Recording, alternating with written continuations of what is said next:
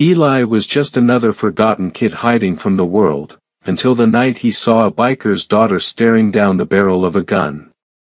In that split second, he didn't run. He charged. 7 bullets tore through the silence, through his body, through every reason he ever had to stay invisible. And as blood covered the pavement, one act of courage would set off a chain of events that left an entire city in tears. Welcome to the Echo Tales family. If you're new here, make sure to subscribe.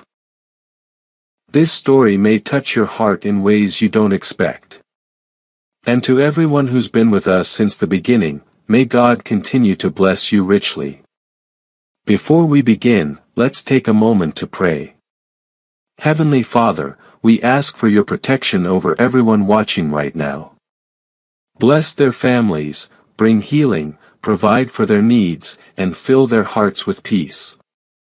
Let your presence surround them today. In Jesus' mighty name, Amen. What you're about to see isn't just a story about a father's love, it's about an unlikely hero willing to risk everything to save an innocent 7-year-old girl he barely knows. Eli had spent the past 2 winters chasing warmth he could never hold on to. The streets were his map, the alleys his shelter, and hunger his clock. Chicago didn't forgive kids like him. It swallowed them whole and gave back nothing but cold air and dirty snow. That night, the wind carried a strange stillness. He felt it in his bones, the kind of quiet that comes before something shatters.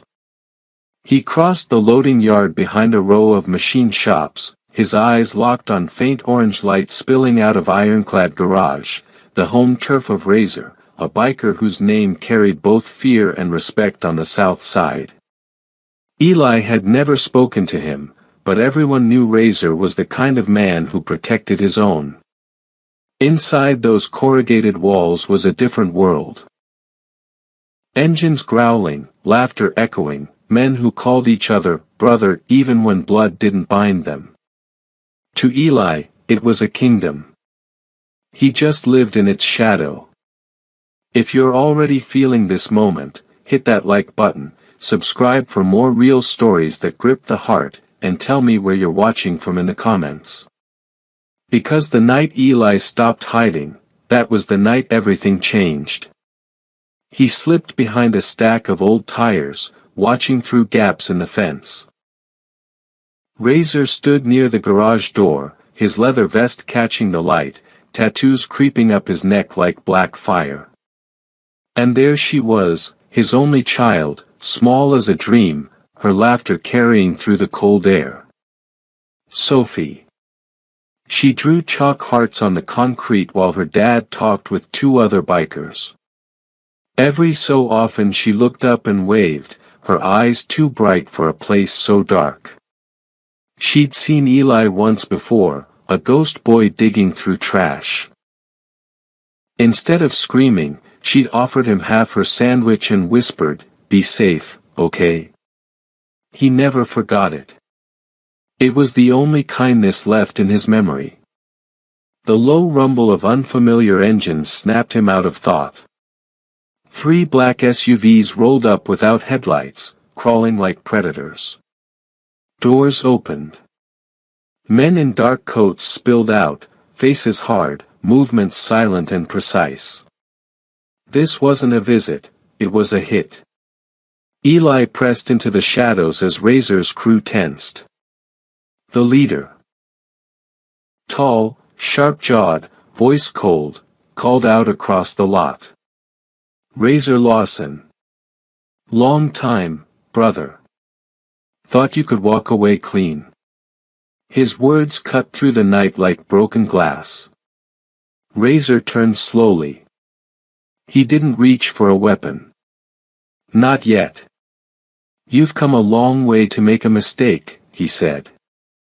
The man smiled. "We'll see about that." Then, from inside the garage, a small voice broke the tension. "Daddy?"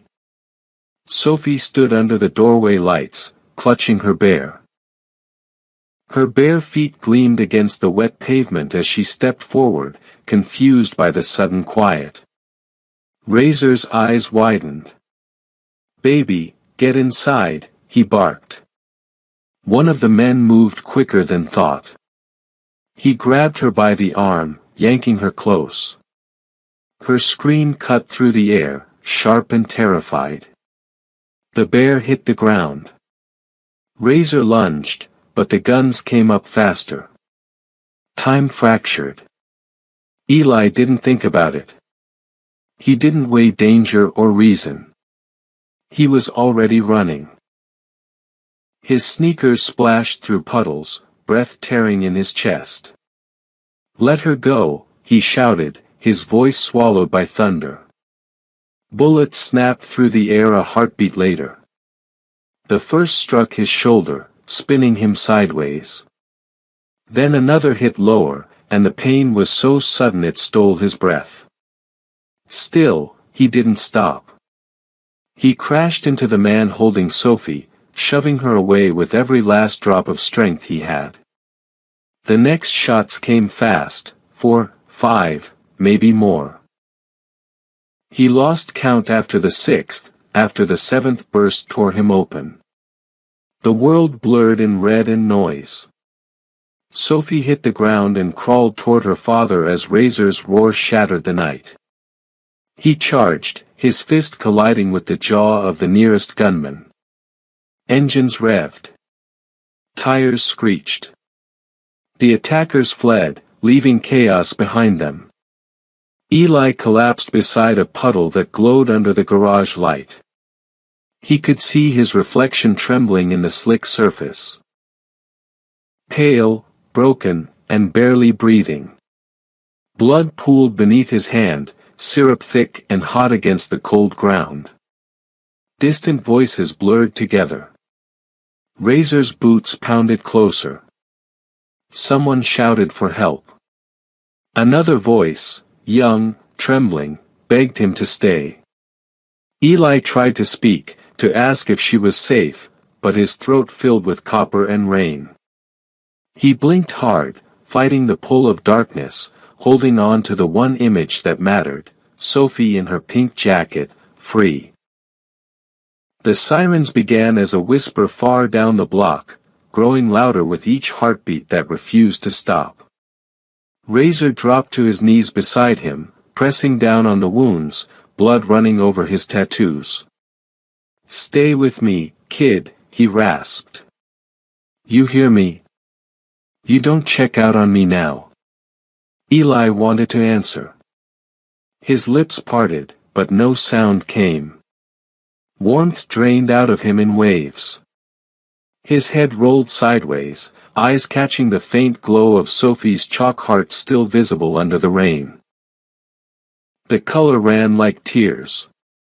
Everything faded, the voices, the light, the city itself. Only one thought stayed as his world slipped away. She's safe. Then, just before the dark closed in completely, a voice broke through the noise. "He's still breathing. Get the ambulance now." And with that, the street swallowed the boy who shouldn't have mattered, the one who took 7 bullets for a child who believed he was worth saving. Eli woke to the sound of beeping. Slow, steady, mechanical. For a moment, he thought it was the rain again, dripping through the metal cracks of the city, but then fluorescent light stabbed through his eyelids, and the smell of antiseptic and latex burned his throat. The sheets beneath him were too white, too clean. He tried to move and lightning shot through his body. His ribs screamed. His shoulder felt like fire trapped under skin. He sucked in a breath, choking on pain, and that's when the memories flooded back. The garage, the scream, Sophie's tiny hand slipping free, the sharp crack of bullets. He reached instinctively toward the pain in his side, but his arms were pinned by tubes and wires. Panic rose like water filling his lungs. If stories like this grip you, hit like and subscribe so you never miss the next twist, because right now, Eli's story was just beginning, and what came next would test how much one bleeding heart can survive. The door creaked open. A nurse in blue scrubs stepped in quietly, the kind who'd seen too many nights like this. Her badge read Carla. She froze when she saw his eyes were open, then managed a tight smile. "Looks like the street fighter woke up after all," she said softly. "You're in Northwestern Memorial Hospital. You took 7 bullets, kid. Doctors didn't think you'd make it through the night." Eli licked his cracked lips, voice thin as air. "The girl, Sophie, she's okay." Carla nodded. "Not a scratch. Your timing saved her life." Something inside him loosened, not the pain, not the fear, just a quiet exhale of relief that made him sink deeper into the pillow. But before he could process it, Carla stepped aside, and the man who filled the doorway made the entire room go still. Razor. He wasn't wearing his leather vest now, just a plain gray Henley, sleeves rolled to the elbows, tattoos crawling up like stories written on skin. His jaw was tight. His eyes, dark, sunken, sleepless, locked on Eli's. He walked closer, boots thudding like a slow drum. Eli swallowed hard, unsure if this man blamed him or owed him. Razor stopped beside the bed, glancing down at the boy who'd bled for his child. "You're tougher than you look," Razor said finally, voice gravel low. "I've buried men who took fewer hits." Eli looked away. "Didn't mean to get in the way." Razor's gaze softened for a flicker of a second. "If you hadn't gotten in the way, my little girl would be in the ground right now. So no, you didn't get in the way. You changed everything." Something trembled behind his voice, gratitude mixed with guilt. The kind that eats men alive slowly.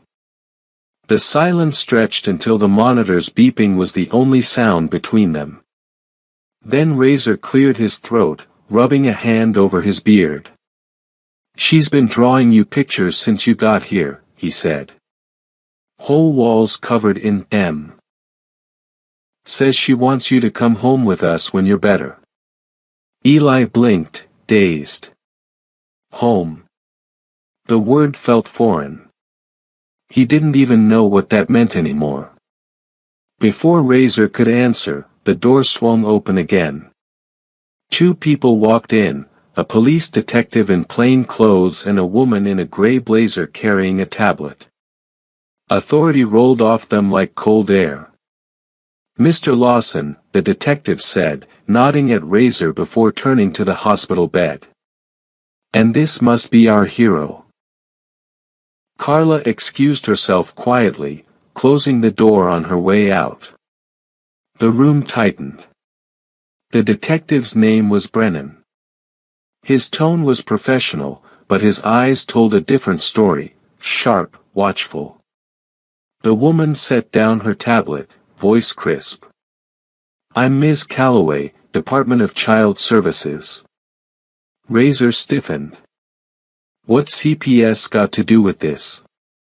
Ms. Calloway's eyes landed on Eli, assessing him the way someone studies a file before it's closed.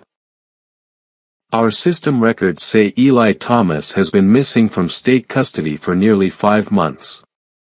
No legal guardian, no fixed address.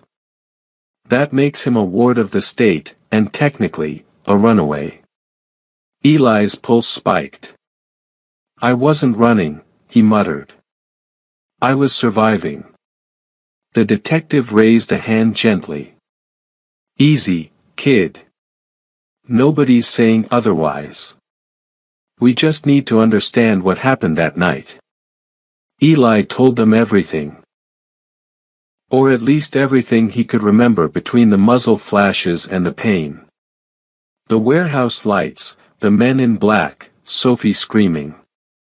He left out the part where he'd thought about running and didn't. That was his alone. When he finished, Detective Brennan nodded. You're lucky to be alive. Those men weren't small-time criminals. We're still piecing together who they were, but it looks personal. He turned to Razor. Any reason somebody'd come after you? Razor's jaw twitched. Nothing recent. The detective didn't look convinced. Old wars have long shadows. Ms. Calloway turned her tablet toward Eli. Once you're stable, we'll need to transfer you. It's protocol. You'll be placed back under state supervision. Razor's voice cut through before she could finish. The hell you will. Excuse me. He's not going anywhere, Razor said flatly. Not after what he did for my daughter. Ms. Calloway stiffened. Mr. Lawson, you are not this child's guardian. I can be. You have a criminal record, she snapped. And you run an auto shop that has no active foster clearance. This boy belongs with the system until a proper arrangement is made. Eli stared straight ahead, fingers twisting the edge of his blanket. The word belongs cut deeper than any bullet. Razor leaned closer, his shadow falling over the end of the bed. Let's get one thing straight, he said. That system already lost him. He was starving in my alley while you sat behind a desk. He's coming with me. You don't like it, get a judge. The silence that followed was heavy, suffocating. Brennan watched Razor carefully. Ms. Calloway's lips thinned to a hard line. Finally, the detective broke in with a weary sigh. Let's all take a step back before someone says something they regret. Razor, sit tight. Ms. Calloway's not wrong, this has to go through paperwork, but maybe there's a temporary solution. Eli's eyes flickered between them, mind spinning. He didn't want to be anyone's problem, but the thought of being dragged back into state homes, endless strange ceilings and cold dinners, made the pain in his chest twist. The door opened again, and a flash of color darted in. Sophie ran straight past everyone and clambered onto Razor's lap. Her cheeks were blotchy, eyes swollen from crying, but when she saw Eli awake, her face lit up. You didn't die, she whispered, half amazed. Eli forced a shaky smile. Guess not. She reached into her pocket, pulling out a folded crayon drawing and pressing it onto his blanket. Two stick figures, one tall, one smaller, stood under a big sun. Between them, a messy red heart. That's us, she said. You and me. The room softened for a heartbeat. Even Ms. Calloway looked unsettled by the scene. Then the detective's phone buzzed. He stepped aside to take the call, his expression darkening as he listened. When he returned, all traces of calm were gone. Change of plans, Brennan said. We found one of the SUVs from last night torched under the viaduct. 2 bodies inside. Whoever these guys are, they don't plan on disappearing quietly. He turned to Razor. They'll want to clean up loose ends, people who can identify them. Razor stiffened. You think they'll come for her? I think they'll come for anyone who saw their faces, Brennan said, eyes flicking to Eli. Including him. The heir turned to lead. Ms. Calloway's jaw dropped. He's a minor, he needs protection. Razor was already standing. Then he stays with me. I've got ways to keep him safe that paperwork doesn't. Brennan hesitated, rubbing the bridge of his nose. I can assign a patrol for a few days, maybe keep eyes on your house. But after that, you're on your own. Eli's heart hammered. The pain in his chest seemed miles away compared to what the detective's words carried. The men from that night weren't ghosts, they were still out there. Razor turned back to him. "You're not alone anymore, kid. You understand. As long as you're under my roof, no one touches you." Eli wanted to believe that.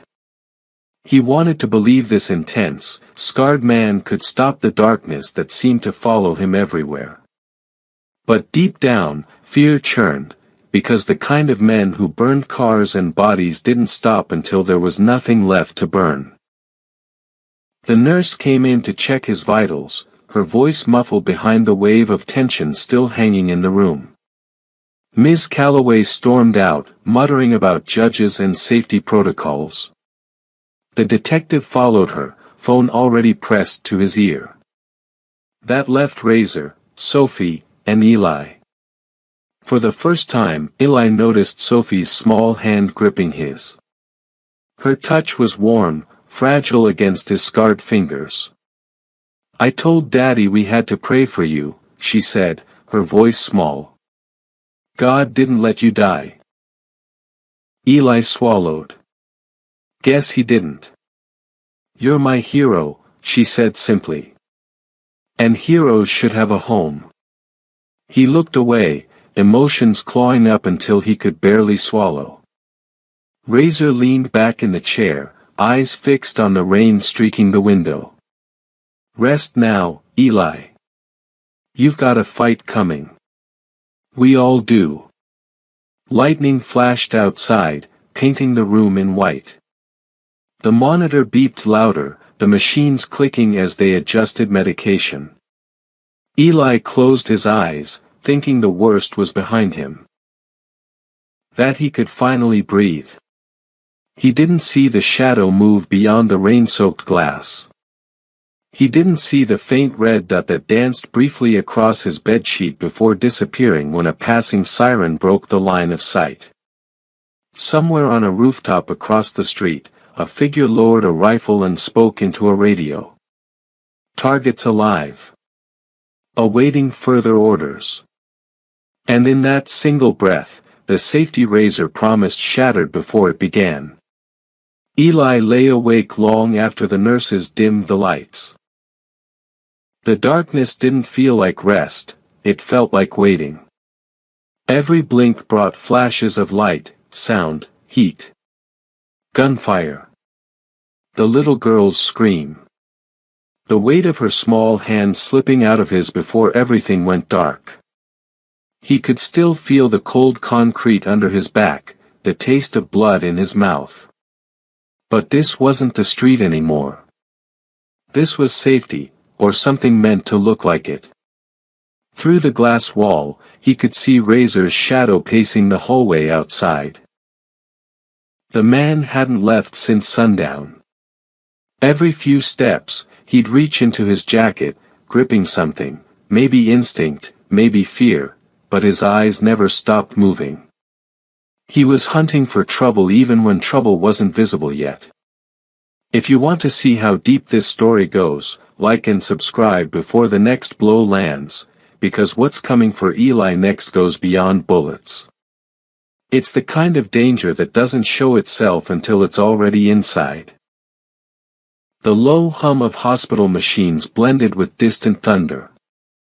Chicago was drowning in another storm, wind slamming the windows hard enough to make even the walls flinch. Eli shifted on the bed, wrapping his arms around his chest despite the pain.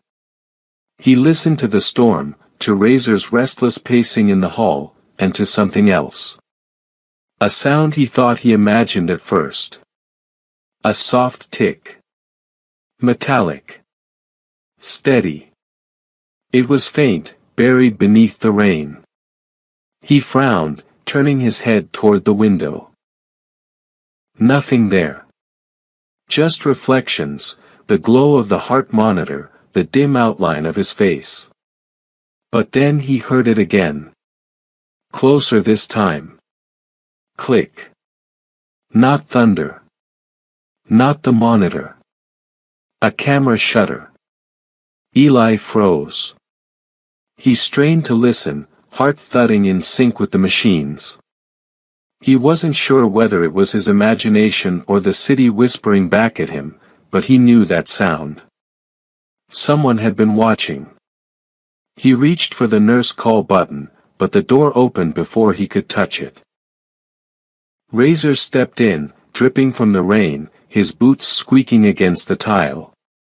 He closed the door slowly, scanning the corners like a soldier clearing a room. "You good?" Razor asked. Eli hesitated. "I thought I heard." Razor cut him off with a glance that silenced more than words. "You didn't. Not tonight. You need rest." But Eli saw something behind that rough calm, the kind of fear men like Razor didn't admit existed. His clothes were soaked, his knuckles bruised. He dropped into the chair beside the bed, then rested his forearms on his knees, staring at the floor. "I went by the garage," he said finally. "They burned it." Eli's stomach dropped. "All of it? Every last nut and bolt?" Razor's voice was low, gritty. "That was a warning. They're not done. And now they know I've got something to lose." He didn't say someone. But Eli understood. Razor sat back, rubbing his face. "The cops are spinning their wheels. Brennan's got a pair of uniforms sitting outside this building, but you and I both know 2 badges won't stop the kind of men who came for me." Eli swallowed. "Why are they after you?" Razor's glance flicked toward him, then away. "Because I used to be one of them." The words hit the air like a thrown wrench. Eli wanted to ask more, but Razor's expression cut that route short. "I made bad choices when I was younger," Razor said. "Ran with the wrong crew. We called ourselves the Iron Serpents.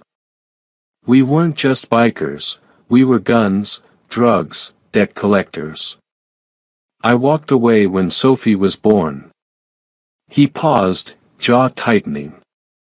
"But you don't walk away clean. Not from men like them." The weight of it pressed the air flat between them. Eli realized then the danger wasn't random, it was inherited. A knock at the door broke the silence. Both of them turned. Carla, the nurse, stepped in holding a tray. "Medication time," she said, her smile practiced but kind. Her eyes flicked briefly toward Razor. "You should get some sleep too, sir." Razor nodded, standing. "Just 10 minutes, he said to Eli. "Then rest." "Got it?" Eli managed a weak nod. Razor stepped out and closed the door behind him. Carla drew the curtains, checked his vitals, and handed him a cup of water. Up close, she looked tired, too young to carry that kind of weariness around her eyes. "You did a good thing, Eli," she said, flushing the 4-line. "Risking your life like that. Not many grown men would." Eli lowered his gaze. "Didn't feel like a choice. Most good things don't." She smiled faintly, pushed his tray closer, and moved toward the light switch. The storm flashed once outside the window, and for a second, Eli saw her silhouette blur with something else, a darker shape, a shadow cast where there shouldn't have been one. But when he blinked again, it was gone. Carla paused at the door. "Need anything else?" He shook his head. She turned off the lights and was gone. The room sank into blue-gray silence. Only the machines breathed. Eli closed his eyes, forcing his pulse steady. But the quiet didn't last long. Somewhere down the hall, a muffled crash echoed, a tray hitting the floor, maybe. Then another sound followed, sharp, sudden, a gun being chambered. He bolted upright too fast, pain slicing through his chest. Boots scuffed outside. Voices, low, urgent.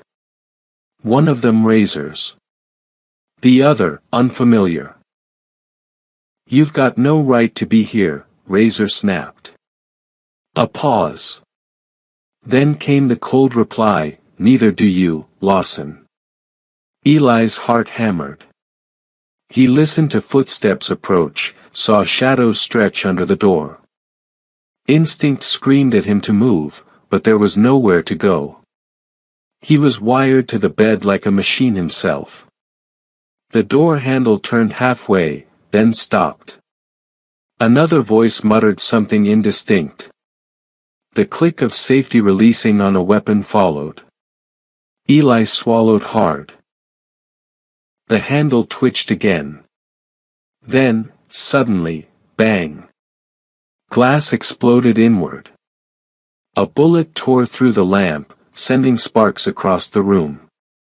Eli dove sideways off the bed, tubes ripping free, monitors screaming. More shots followed, shredding tile and plaster. He crawled behind the bed frame, blood roaring in his ears. Outside the door, Razor's voice erupted, raw, furious. Muffled shouts. A short scream. Then silence. For a heartbeat, Eli thought it was over. Then his door burst open. Razor stumbled inside, arm bleeding, eyes wild. "We have to move, now. They're here." Eli gasped. Razor grabbed him under the arm, half lifting his trembling body. "They're everywhere." Eli's bare feet hit the floor, cold and slick with water from an overturned floor stand. Every step sent knives through his ribs. Razor ripped the cords from the machines, slamming the door shut behind them. The hallway was chaos, nurses shouting, patients ducking, alarms wailing. Smoke crawled across the ceiling from a small fire near the junction box. Razor half-carried Eli past a fallen guard. They reached the stairwell door, locked. Razor swore, raising his elbow to smash the glass panel, but a voice drifted up from the other end of the hall. "Lawson." The sound froze him in place. A tall figure in a wet trench coat stood 10 doors down, flanked by 2 others. Each held a pistol fitted with a suppressor. Leviathan. Razor's old second before he vanished from the serpents. "You should have stayed gone," the man said. "Now we have to finish what you started." Razor's shoulders straightened. "You came for me. You leave the kid out of it." Leviathan smiled thinly. 7 shots didn't do it last time. Let's see if he's still that lucky. He raised the gun. Razor shoved Eli through the glass panel as the first bullet hit the wall beside them. They tumbled into the stairwell, Razor dragging him down flight after flight. The sound of boots followed close behind. "Where are we going?" Eli gasped, coughing on the dust. "Someplace they can't touch us," Razor said, kicking open a door to the basement. "Hold on." The corridor reeked of disinfectant and fuel. They stumbled through storage crates toward an emergency exit sign that flickered like a dying heartbeat. Behind them, a whistle echoed down the stairwell, low, deliberate, mocking. "Run faster, brother," Leviathan's voice taunted. "You're slowing down." Razor shoved Eli through the exit first, bursting into the rain-soaked alley. Police sirens howled in the distance, distorted by the storm. They sprinted toward the truck parked near the back entrance. Razor slammed Eli into the passenger seat, jumped behind the wheel, and gunned the engine. The tires screamed. Another gunshot cut through the downpour. The back window shattered. Razor ducked, speeding into the night. "Where are we going?" Eli said again, trembling. Razor didn't answer immediately. His face was a storm of its own, jaw stone-tight, eyes glowing with something between rage and resolve. "Home," he said finally. "Only place they won't expect me to hide." "But—" Razor's glare snapped to him. "You saved my kid. Now you trust me." Eli clenched his fists, heart still rattling like a trapped engine. The truck roared down an empty stretch of industrial road, water spraying up from every pothole. In the rearview mirror, white headlights appeared. Razor cursed under his breath and pressed the pedal harder. The pursuit closed in. The storm thrashed.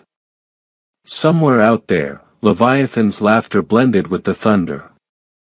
And as they tore down the deserted highway, rain hammering the windshield like applause from hell, Eli realized with chilling clarity that running wasn't survival anymore. It was war. The truck swerved sharply into the shadows of a bridge. For a moment, it seemed they'd lost them. Then a burst of light flared behind, followed by the deafening roar of an explosion. Flames licked the edge of the windshield as Razor slammed the brakes, spinning the wheel. Eli's body lurched forward, pain exploding in his chest. When the vehicle stopped, everything was smoke and silence. Razor turned slowly toward the side mirror. A single black SUV was burning on the highway. But a second pair of headlights was approaching fast. Eli whispered, "They're still coming." Razor's hand tightened on the gearshift. "Then we make our stand." The next moment, the windshield shattered again. And before the light swallowed them whole, Eli saw it, the same red laser dot that had danced across his bedsheet hours earlier, now resting perfectly over Razor's heart. The night split open with gunfire. Razor slammed the truck door and pulled Eli down, glass raining over them like shards of lightning. The roar of rain blurred with the echo of bullets, each one sparking against metal inches from their heads. The SUV's headlights burned through the gloom behind them, cutting ghost shapes through the smoke. Eli's breath came ragged. The stitches in his side throbbed, blood seeping through the hospital bandage that hadn't even seen a full sunrise. Razor crouched low, shoulders heaving, one hand pressed to his chest where the crimson laser had hovered seconds before. If stories like this have you hooked already, like and subscribe so you don't miss what's coming next. The narrator's tone blends in with the storm, carrying the same urgency pounding in their veins, because this wasn't just the end of a chase, this was a fight for something worth bleeding for. Razor lifted his head just enough to scan the road. Two men were stepping out of the SUV, silhouettes blurred by the fire behind them. Their coats clung to them like shadows. One of them, Leviathan. The man Razor once called brother. His face looked carved from smoke, eyes hollow, gun steady. Behind him, the second man aimed toward the truck windshield. "Stay down," Razor whispered. Eli gritted his teeth. "We can't hide here forever." "No," Razor said. "But we can buy time." He pulled a pistol from beneath his vest. A weapon old enough to have history in its grip, and checked the chamber. "You see that drainage ditch on the left? When I tell you, crawl. Don't look back." "What about you?" Razor looked down at him, rain running in lines over his face. "Some debts need paying in full." Eli shook his head, voice trembling. "I didn't bleed for Sophie just to watch you die here." Razor almost smiled, a flash of pride glinting in the storm. Didn't figure you for the stubborn type, kid. Leviathan's voice boomed across the asphalt. You should have known, Razor. You can't build a new life on the ruins of the old one. Razor stood, gun rising. I'm not building on ruins. I'm protecting what's left. The first shots tore through the rain. Razor fired back, muzzle flashes illuminating his scars in fleeting bursts. Eli pressed his body low, the world spinning in noise and color, red, gray, white, and every sound seemed to pull him closer to the edge of unconsciousness. The fight felt like an echo of everything that had led him here, pain, survival, sacrifice, all crashing together in the dark. The SUV erupted in flame as Razor's bullet hit the side tank. The blast threw Leviathan backward, fire curling through his coat. A scream, half human, half demon, tore through the downpour. But the second man kept firing, relentless, bullets ricocheting off the truck's hood. Razor ducked, bleeding from his arm now, and grabbed Eli. Move! They stumbled through the rain toward the ditch. Every step tore stitches and promises apart. Mud swallowed their feet, dirty water sucking them down as they slid beneath the bridge. Razor collapsed to one knee, groaning. Eli caught him, barely holding him upright. They won't stop, Eli said. We have to go. They will if I do, Razor muttered. Eli frowned, realizing what he meant. No. I'm not leaving you. You don't get it, Eli. I caused this. They're here for me. You and Sophie. He gritted his teeth as pain stole his breath. You're the only good thing to come from the ashes. You both deserve to live clean. Eli shook his head, desperate. You gave me a home when I had nothing. I'm not letting you walk into fire alone. Razor looked at him for a long moment through the rain and saw something he hadn't expected, himself, decades younger, standing in the shadow of choices that could still be changed. He smiled, low and full of sorrow. You really are a pain, you know that? Before Eli could answer, the sound of tires screamed overhead. The remaining gunman limped toward the bridge, weapon raised. Razor handed Eli his pistol. You ever shoot before? Eli stared at it. No. Razor grinned faintly through the pain. Good. Don't think. Just breathe.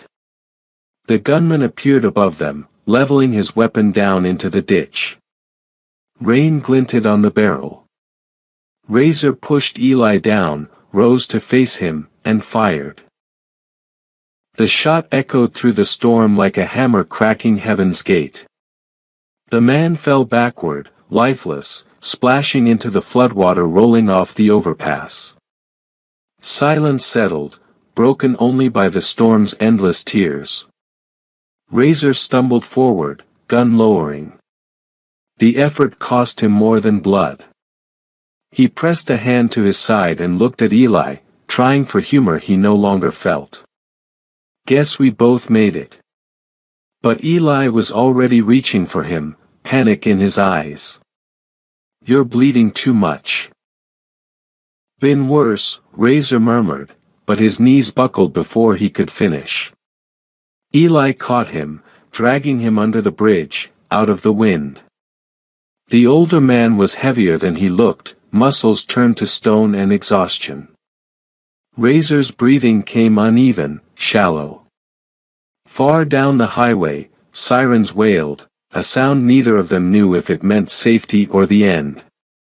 Eli pressed his hand against Razor's wound, his voice breaking. Hold on. Please. Sophie needs you.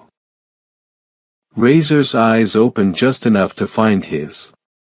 No, kid. She needs us. Both. His grip tightened on Eli's wrist, his voice rasping like gravel. Take her. Don't let the world chew her up like it did me. Eli shook his head furiously. Don't say that. Razor smiled faintly, the stormlight turning his face soft. You're family now. You'll know what to do. The sirens grew louder, the red and blue haze of approaching cars flashing faintly through the rain. Eli pressed harder against the wound, begging, whispering prayers he didn't even believe in. But Razor's hand slipped away from his.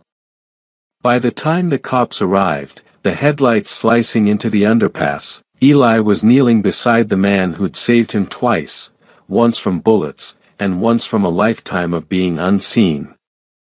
The officers pulled him back gently, voices muffled by the roar of the storm. Someone called for a medic. Another knelt beside Razor and shook his head slowly. Eli's tears mixed with rain, falling into the floodwater that lapped at Razor's boots. He didn't cry loudly, his pain came out quiet, like a prayer made of breath and grit.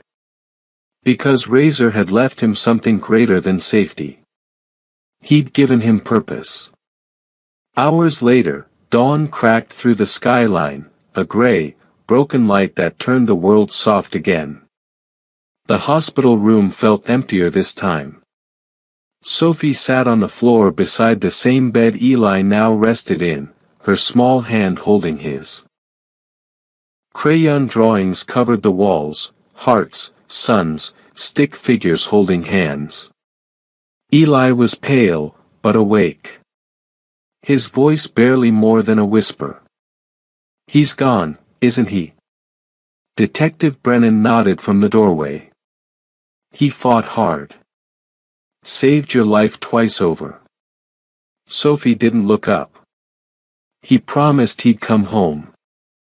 Her voice trembled, and for a moment, the room felt smaller than grief itself. Eli reached for her hand.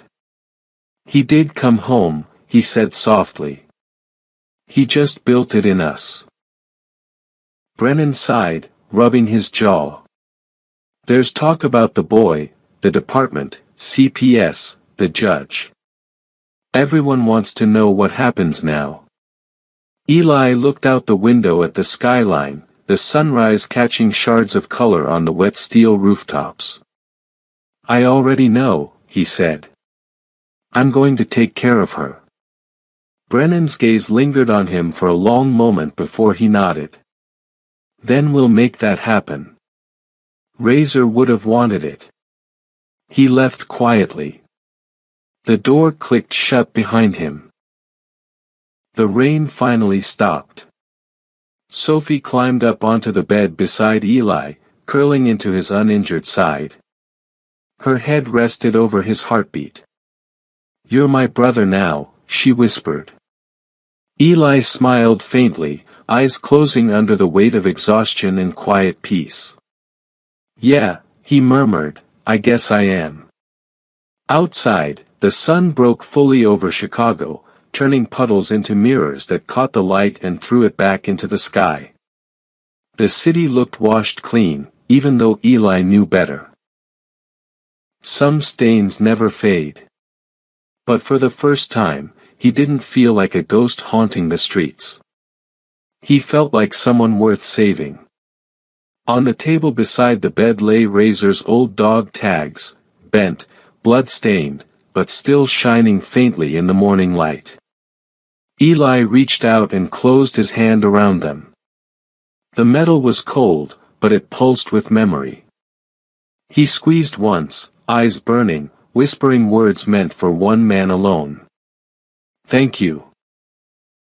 The storm outside had passed, but inside him, something stronger had begun, a quiet fire, the kind that doesn't burn out, only glows steady no matter how dark it gets. And as the screen fades to black, the voice you've carried through every heartbeat of this story cuts through the silence, low and soft. Family isn't who you're born to, it's who stands with you when no one else does. If you felt that tonight, don't just watch, remember. The sound of rain fades, replaced by a fragile sunrise, bringing not peace, but purpose. And with that, Eli's story closes on the stillness of a new beginning.